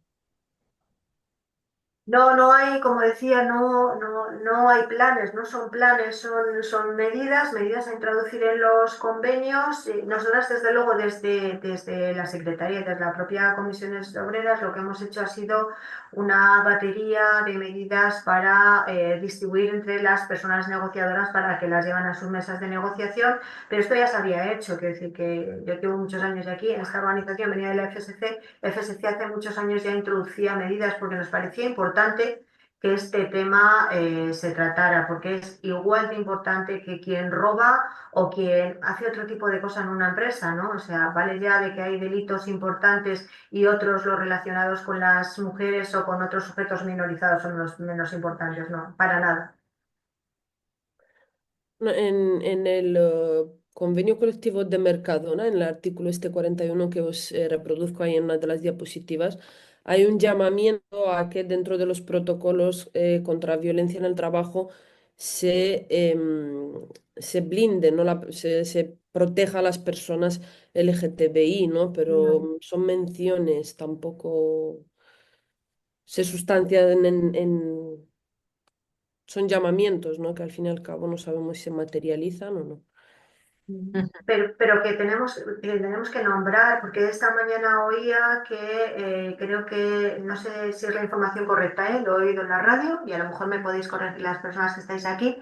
Se decía que la única persona trans que está en el Congreso de Estados Unidos no va a poder utilizar los baños correspondientes a su nueva asignación. Ya me ha parecido, digo, no, entonces tendrá que hacer como aquellas primeras mujeres matemáticas que además eran negras, no sé si os acordáis, Sí, que estaban separadas y tenían que ir a un baño. Y me ha parecido como que de un retroceso y eh, o sea, que hay que hacer un esfuerzo inmenso por no retroceder, no solo por avanzar, sino por no retroceder, porque vale ya, o sea, vale ya. sí. Creo que con ese mensaje nos quedamos, ¿no? Gracias, Begoña, gracias, Graciela. Jorge, te paso la palabra para que cierres la sesión. Muy bien, muchísimas gracias a las tres, a Ofelia por esta moderación y coordinación tan buena, a Begoña y a Graciela también por sus intervenciones. Y me quedo, bueno, también me quedo con ganas de preguntar, de participar, pero no me voy a alargar ya por la hora que es. Pero solamente una cosa, Begoña, bueno, un par de cosas. Bueno, Begoña y Graciela, desde vuestra experiencia, ¿puede ser que ocurra con los planes, ahora cuando habéis comentado también de la ley trans, que no es lo mismo, pero puede ser que esto al final pueda suceder como con la ley de prevención, que el año que viene serán 30 años y sin embargo en muchas empresas continúa siendo una cosa meramente formal, cosa de papeleo, es decir, que digamos que no cala? Y luego la segunda observación o inquietud que tengo, bueno, Begoña lo sabe desde hace ya varios años, creo que lo relacionamos mucho aquí en los seminarios y Begoña también ha estado muy, muy presente en eso, con el factor de educación, que es clave. Claro, porque habéis comentado si es que hay un desconocimiento de lo que es la perspectiva de género. Claro, es que ahí está. Es decir, se están tomando muchas medidas que sí, bueno, pues como habéis demostrado también ahí en los gráficos, se ha reducido la brecha salarial, pero continúa, después de tantos años, continúa existiendo brecha salarial como muchas otras brechas, ¿no? Bien. Yo, Jorge, siempre... Ah, perdón, pensaba que No, habías terminado. no, solamente iba a comentar esto, decir, bueno, pues quizás habría que actuar también o cómo se puede actuar. Es decir, Sí. si no hay un fundamento, el fundamento es lo que falla. Y luego también, claro, comentándolo con lo que decían algunas personas asistentes en esa pregunta sobre el complemento y claro que sea retribuido. Tú dices, bueno, claro, pero retribuido por quién y cómo, ¿no? Lo de la corresponsabilidad. Y pensaba, y bueno, si se pasara o si se pasa a la semana de 4 días laborables, ¿el quinto día realmente habrá corresponsabilidad? ¿O en las familias el hombre se dedicará a lo mejor a pluriempleo o pluriactividad o a otras cosas digamos, de la conciliación personal, laboral y personal, y no, sin embargo, a corresponsabilidad, ¿no? Que vuelva a recaer sobre, ¿no? También sobre las mujeres? Y de nuevo, que fallaría ese sustrato, ¿no? El sustrato de saber qué es la perspectiva de género, en el fondo, saber qué es igualdad. Disculpa, Rasiela, que me alarga un poco. No, yo siempre, Jorge, cuento una anécdota, ¿no? Que en clase cuando hablamos de igualdad, los alumnos dicen, vale, pero entonces, si tenemos tantos avances, ¿por qué seguimos teniendo tanta discriminación laboral, ¿no? Y fundamentalmente porque nosotros siempre, siempre hablamos de ese reconocimiento multinivel de la igualdad, etcétera. A los estudiantes eso, pues como que les choca bastante, les chirría, ¿no? Y claro, es muy importante lo que tú señalas. Un cambio de patrones socioculturales y, por supuesto, un cambio de mentalidad cultural. O sea, no podemos seguir recurriendo a la inspección de trabajo, a la LISOS, a la ley de infracciones y sanciones, para multar, para garantizar el cumplimiento de determinadas cuestiones en materia de igualdad. Es que aquí siempre lo hacemos todo a la sombra de la sanción, ¿no? Entonces yo creo que tenemos que un poco, tenemos que cambiar la óptica.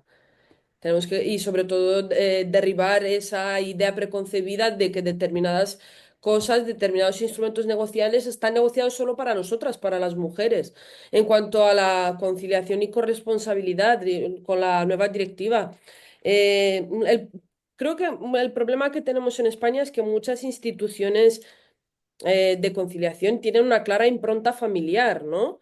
Y en muchas ocasiones pues nos encontramos pues que las mujeres asumimos los cuidados de nuestros familiares, de la familia política y tenemos que igual un poco terminar con esa idea de hombre abastecedor de rentas y mujer cuidadora, ¿no? Tenemos que acabar con esos roles de género. Y lo del complemento yo ya he dicho lo que pienso un poco porque creo que no lo termino de ver, ¿no? Bueno, has planteado varias cosas. Cuando tu duda con el tema de la mal denominada ley trans, que ya la conocemos todo el mundo, Claro. así, con la ley trans, que dices que puede suceder lo mismo que con la ley de prevención de riesgos laborales. La ley de prevención de riesgos laborales yo creo que se ha implementado en bastantes sitios, quiero decir que aunque sea mal implementada, quiero decir, aunque sea que te den uno tocho así y te digan estos son los riesgos que hay y no te den el curso, pero porque hay muchas trampas. Pero yo creo que muchas de las medidas que se están haciendo ahora están dando una oportunidad.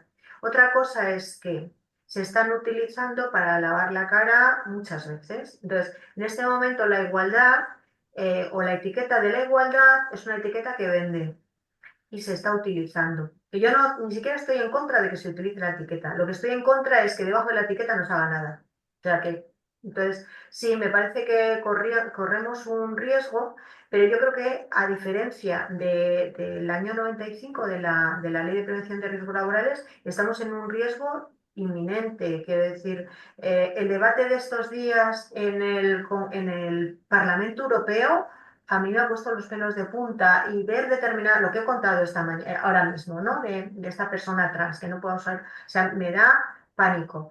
Me da pánico porque hay un problema que es que la educación, cuando hables de la educación, saber quién está educando y quién está socializando. Yo hablaría de socialización y la socialización no se está haciendo en los colegios, lo lamento mucho. La estamos haciendo en la universidad. Ahí damos un pequeño barniz, que por cierto se hace mucho menos de lo que se podía hacer y que las normas, por cierto, dicen que hay que hacer las cosas, que las normas no son tan malas, pero la implementación de ellas sí. Pero el problema fundamental es que los educadores ahora mismo se llama red y en la red cabe todo. Y entonces, quiero decir que tenemos una serie de problemas que son muy graves y cómo atajarlos, ¿no? Y luego hay determinadas cosas que dices, el tema de si se cogen, el tema de los permisos, con el tema de si se cogen los permisos y los hombres después van a cuidar o no. A ver, con el tema del Real Decreto 6 de 2019, que establece los mismos permisos para el padre y para la madre, el permiso de nacimiento, hay determinadas asociaciones, por ejemplo la Pepina, que plantea que lo que hay que obligar es que los hombres no cojan el permiso a la vez que las mujeres, porque si no, bueno, pero partimos de un presupuesto, a lo mejor, no sé, también quiero pensar, y también hay gente que hombres que cuidan, o sea, no, también partimos de un patrón, que habrá algunos que no cuiden de ninguna manera, habrá otros que quieren cuidar y no hacen, no pueden, y otros que hacen lo que pueden, que yo creo que muchos hacen lo que, algunos, ¿eh? Entonces, eso por un lado. Estamos con el tema de la reducción, esto me saltaba el otro día con el tema de la reducción del tiempo de trabajo, ¿no? Me decían, escribe algo con el tema de la reducción del tiempo de trabajo que ayudaría, ayudaría al tema de la corresponsabilidad. Y me decían, bueno, es que lo mismo los hombres lo cogen para ir al bar, pero no, bueno, lo mismo sí, pero lo mismo no. Desde luego, si no tenemos, si estamos trabajando todo el día, no podemos cuidar, o sea, ya está, objetivamente. Otra cosa es que luego, subjetivamente, cada cual hace lo que le parece. Y dentro de las organizaciones familiares, yo creo que cada cual en su casa, con su pareja, que estamos todo el día negociando, que no se negocia solo en las mesas de negociación sindicales, que la negociación es absolutamente constante y que no podemos bajar la guardia. Yo eso sí lo tengo claro, que no podemos bajar la guardia, lo tengo claro.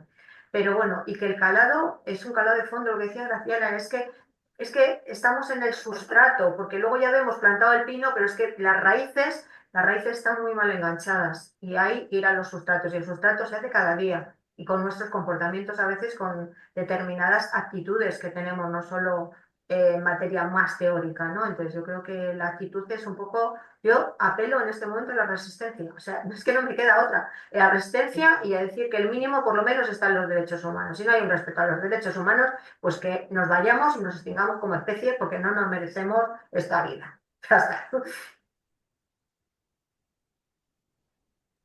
Oye, que muchísimas gracias de nuevo a las tres y disculpad que en lugar de clausurar, Ofelia, lo que he hecho yo es preguntar más cosas, pero es que de verdad que ha sido muy, muy interesante. Estás en tu casa, Jorge, yo nada que disculpar. Muchísimas gracias de nuevo y emplazamos para el siguiente seminario. Muchas gracias. Gracias a todas y a todos. Hasta Hasta luego. luego. Un Gracias, beso. hasta Chao. luego. Chao.